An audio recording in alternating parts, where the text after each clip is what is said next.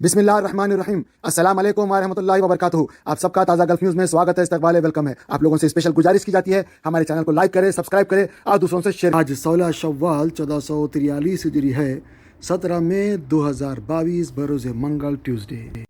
दोस्तों, आप सबसे बहुत खुसूसी और अहम बात करनी है। आजकल सोशल मीडिया पे लोगों को पता नहीं है क्या बोल रहे हैं क्या है, लेकिन हर आदमी अपने हिसाब से बोलते चले जाता है और मुसलमानों को टारगेट कर देता है। मैं तमाम लोगों से रिक्वेस्ट करता हूं जो ख़ास तौर से मुसलमानों को टारगेट करना चाह रहे हैं, भाई आप पहले तो मुसलमानों को समझने के लिए मुसलमान कौन है, पहले इसके अल्लाह और उसके रसूल को समझिए। कुरान का तर्जुमा तक करे, किसी अच्छे उसमें जाके, किसी अच्छे उस्ताद की निगरानी में जाके कुरान को सीख ले, कुरान का तर्जुमा पढ़ ले और फिर आप हदीसों का भी तर्जुमा पढ़ ले। आप किसी से कुछ लेने करने की ज़रूरत नहीं है। फिर आप अपनी बात को देखें कि भाई जो बातें आपको मिल रही वो सही हैं, गलत है, क्या है, फिर आप फैसला कर सकते हैं। अफसोस की बात ये है कि आज की दुनिया में 99% लोग ऐसे आ गए हैं जो कुछ भी नहीं जानते, जो चाहे वो चाहे बोल लेते, उनको कोई बोलने वाला भी नहीं है, रोकने वाला भी नहीं है। सोशल मीडिया है। लेकिन दूसरी तरफ इन्हीं लोगों में से कुछ ऐसे नेक और शरीफ लोग आए हैं जो मुसलमान नहीं है, मुख्तलिफ़ किस्म के धर्मों में से, लेकिन बहुत शरीफ लोग हैं, अच्छे लोग हैं। उसमें से कुछ पढ़े लिखे भी है, कुछ पढ़े लिखे नहीं भी है, लेकिन समझदार है, अक्लमंद है। लोगों के दिलों में, उनके दिलों में लोगों के प्रति भावनाएं हैं, मोहब्बतें हैं और एक दूसरे के लिए मोहब्बत है कि भाई कैसा हम लोगों को मिल जुला के चलाए, लोगों को एक करे। ये उनके अंदर फ़िक्र है। ये फ़िक्र ऐसी फ़िक्र है जिसे कहते हैं इंसानियत। अब मैं आपके सामने कुछ ऐसे मैसेजेस ला रहा हूँ जो कि एक औरत है, पता नहीं कौन है, क्या बकले रहीं। आप देखिए, इनको कोई रोकने वाला नहीं है, ख़ुद इनको शेयर करने वाले मुसलमान हैं, उनकी भी समझना चाहिए। इनका जवाब किसी और जगह से मुझे मिला है, मैं दोनों को कंबाइन करके रख रहा हूँ। फ़िलहाल आगे भी इंशाल्लाह देते रहूँगा। अगर आपको कुछ कहना है तो आप भी ऑडियो वीडियो में मुझे दे सकते हैं, लेकिन अगर मैं ये कर रहा हूँ सही है गलत है ये भी आप बताइए, ताकि मैं अपने आप को दुरुस्त कर सकूँ। क्योंकि मैं एक बात आपके सामने रख रहा हूँ ताकि मैं ये जो क्लैरिटी नहीं है लोगों के अंदर इस्लाम के प्रति, वो मैं कोशिश कर रहा हूँ कि क्लैरिटी मिले।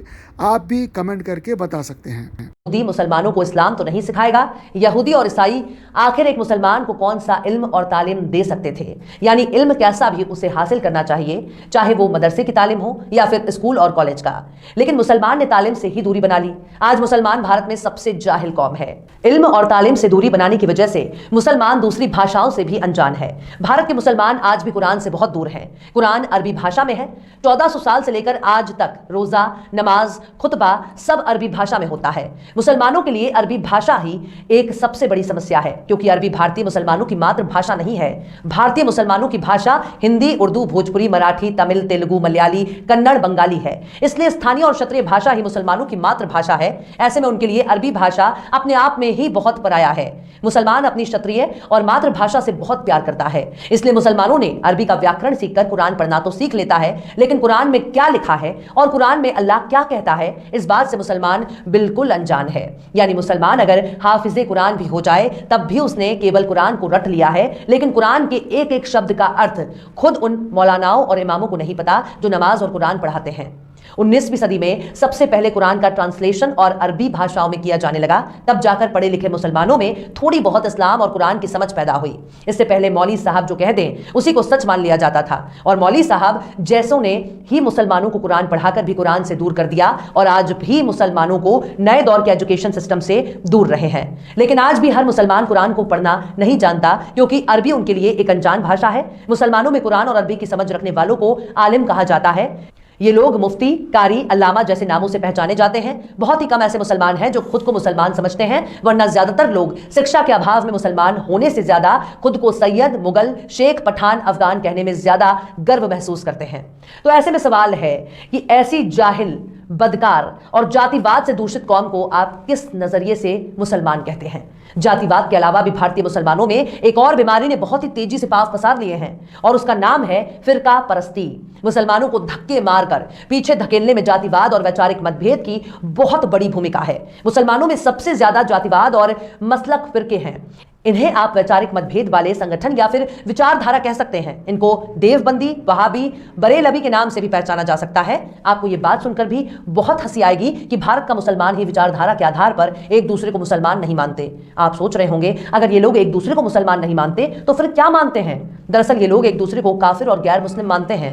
दरअसल हर देवबंदी, वहाबी, बरेलवी एक दूसरे को अपना वैचारिक दुश्मन मानते हैं, एक दूसरे के खिलाफ फतवे जारी करते रहते हैं। भारत के मुसलमान इतने निर्लज्ज हो चुके हैं कि इन्होंने विचारधारा के आधार पर अपनी अपनी मस्जिदें भी बनवा ली हैं।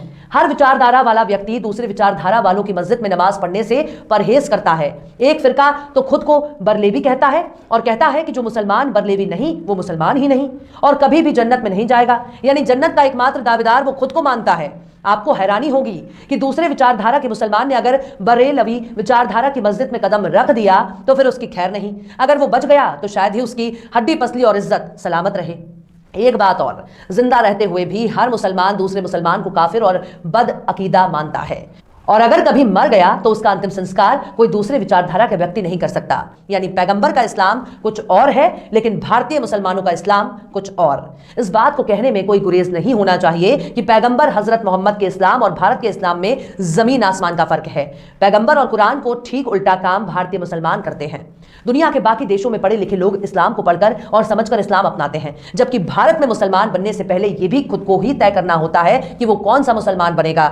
मतलब कि देवबंदी बनेगा, बरेलवी बनेगा, अहले हदीस वहाबी बनेगा, वो यानी मुसलमान सब कुछ बन जाएगा लेकिन मुसलमान नहीं बनेगा। भारत में मुसलमान बनने के लिए नाम भी बदलना होता है, यानी अगर कोई मुसलमान बनता है तो उसे अपना नाम बदलकर उर्दू नाम रखना होगा। यानी इस्लाम कहता है कि धर्म बदलने के लिए अकीदा बदलो, लेकिन भारत का मुसलमान कहता है अपना नाम भी बदलो। यानी अनिल, महेश, पूजा, मनीषा अगर को मुसलमान बनना है तो उनको अपना नाम भी बदलना होगा। इसलिए भारत का मुसलमान बहुत कंफ्यूज है। इनके कुछ उलेमाओं को अगर छोड़ दिया जाए तो ज्यादातर एक दूसरे को नफरत की निगाह से देखते हैं, यहां तक कि एक दूसरे का पानी भी नहीं पी सकते। हर फिरका दूसरे फिरके वाले से सलाम भी नहीं कर सकता क्योंकि इसे गुनाह माना जाएगा।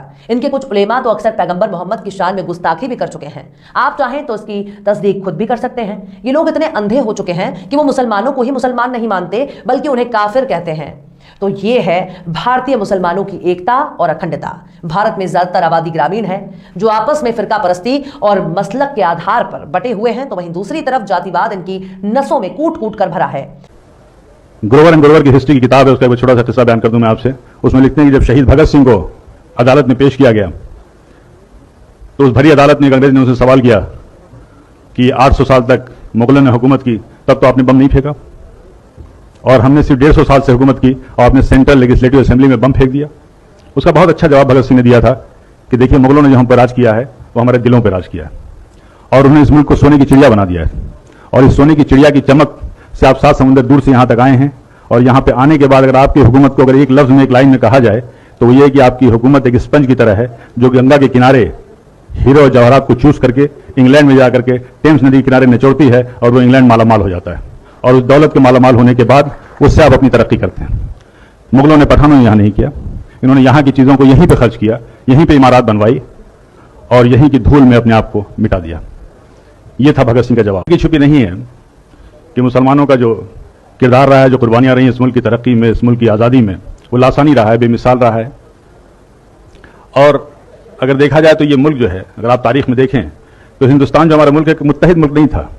बेशुमार राजा रजवाड़े थे, रियासतें थी, उस पर हुकूमत करते थे उन पर। लेकिन जब मुसलमान यहाँ पे आए हुकूमत के लिए, सबसे पहला जो काम उन्होंने किया था वो ये किया था कि इस मुल्क को एक किया था, वो बंगाल से लेकर अफगानिस्तान तक, और इस मुल्क को मुत्तहिद किया था। ये हमारी खूबियाँ थी। अगर जंगी निज़ाम की बात करें, जो हम वार स्ट्रेटजी की बात करते हैं, सबसे पहली तो इस मुल्क हिंदुस्तान में ज़हीरुद्दीन बाबर लाए थे। पहला जो रॉकेट था वो शेर मैसूर टीपू सुल्तान ने बनाया था, और ये तारीख में दर्ज है। बल्कि जो विलियम कांग्रेस था, जो कि एक्सपर्ट था इसका, वो अपनी किताब में लिखता है ये कि उनकी शहादत के बाद 1799 में जब शहीद हुए शेर मैसूर टीपू सुल्तान, तो उसको उन्होंने 1801 में जब्त करके वो इंग्लैंड ले गए, और 1801 से लेकर के 1805 तक उस पर तहकीक करते रहे, रिसर्च करते रहे, समझ नहीं पाए कि इसका सिस्टम क्या है, इसकी डिज़ाइन क्या है। तो उन्होंने एक किताब वहाँ से भेजी थी, और उस किताब का नाम था फतहुल मुजाहिदीन, और वो किताब आज भी पेरिस के म्यूजियम में रखी हुई है। और उस किताब को लिखने वाले टीपू सुल्तान थे, जिसमें डिटेल डिस्क्रिप्शन था कि ये जो रॉकेट है इसको कैसे इस्तेमाल किया जाए। तो ये वो पहली मिसाइल थी, आप गूगल में सर्च कीजिए, वो जो पहली मिसाइल थी मैसूरियन मिसाइल टीपू सुल्तान ने बनाया था। और आज जो आप मिसाइल देख रहे हैं, अग्नि मिसाइल, पृथ्वी मिसाइल, इसके भी बानी एपीजे अब्दुल कलाम है, जिनको आप मिसाइल मैन कहते हैं।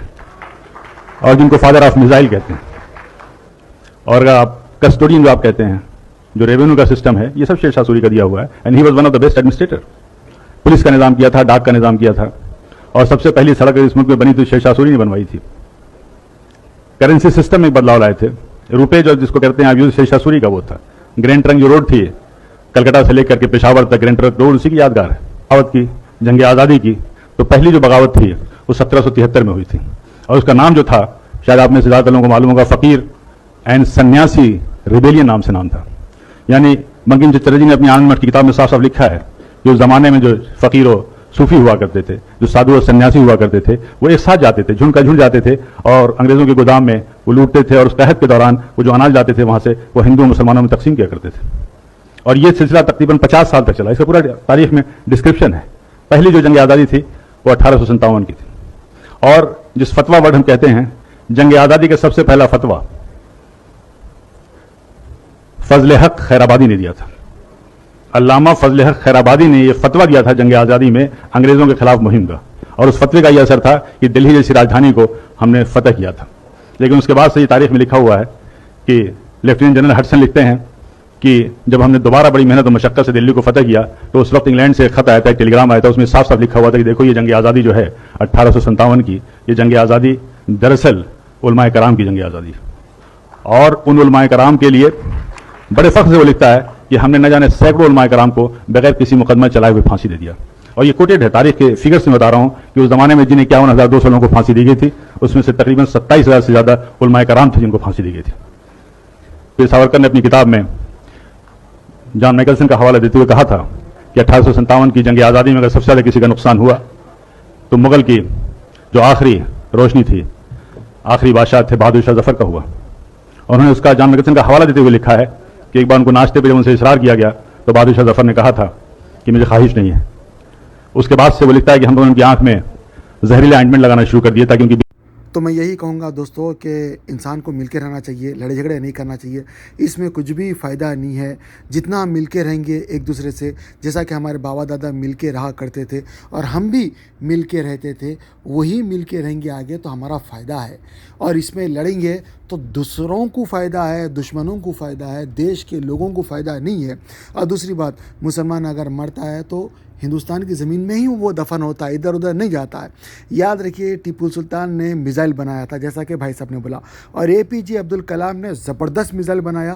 ایک مثال، یہ مثال اور بھی بناتے رہنا. ہم سب کو مل کے جل کے کام کرنا ہے. ضرور کمنٹ کیجیے گا اور اپنا خیال رکھیے گا. السلام علیکم ورحمۃ اللہ وبرکاتہ. قرآن پاک کو تجوید سے پڑھنے کی اہمیت. قرآن پاک کو تجوید سے پڑھنے کی اہمیت یہ ہے کہ قرآن کریم اللہ عز و جل کا کلام ہے. اس کے حقوق میں ایک اہم ترین اور اولین حق یہ ہے کہ صحت الفاظی، ضروری قواعد تجوید کی رعایت کرتے ہوئے اس کی تلاوت کی جائے. قرآن میں اللہ عز و جل کا ارشاد ہے وَرَتَّلْنَاهُ تَرْتِيلًا، ہم نے اسے ترتیل کے ساتھ نازل کیا ہے. اس سے واضح ہے اور ترتیل ہی کے ساتھ پڑھنے کا حکم بھی فرمایا ہے. چنانچہ دوسری جگہ ارشاد ہے وَرَتِّلِ الْقُرْآنَ تَرْتِيلًا، اور قرآن کی تلاوت اطمینان سے صاف صاف کیا کرو. ترتیل کی تفسیر حضرت علی کرم اللہ وجہہ کے ارشاد کے مطابق حروف کو تجوید کے ساتھ پڑھنا اور وقفوں کی معرفت ہے تو ترتیل سے قرآن کریم پڑھا جائے گا، تبھی اس کی تلاوت کا حق ادا ہوگا. اور ایسے ہی تلاوت پر حسنات اور انعامات خداوندی کا وعدہ ہے. لیکن اگر تلاوت تجوید کی رعایت کے ساتھ نہیں بلکہ اس کے خلاف ہے تو اس سے تلاوت کا حق ادا نہیں ہو سکتا. حدیث پاک کے اندر یوں آتا ہے زینوا القرآن باصواتکم، ترجمہ اپنی آواز سے قرآن کو مزین کرو. وحسنوا القرآن باصواتکم فإن الصوت الحسن یزید القرآن حسنا، اچھی آواز سے قرآن کو پڑھو کیونکہ اچھی آواز قرآن کریم کے حسن کو بڑھا دیتی ہے. اعوذ باللہ من الشیطان الرجیم، بسم اللہ الرحمن الرحیم. إنا نحن نزلنا الذكر وإنا له لحافظون وقال في موضع آخر ولقد يسرنا القرآن للذكر فهل من مدكر اقرأ القرآن بلحون العرب وأصواتها قرآن کریم کو عربی لہجے میں پڑھو۔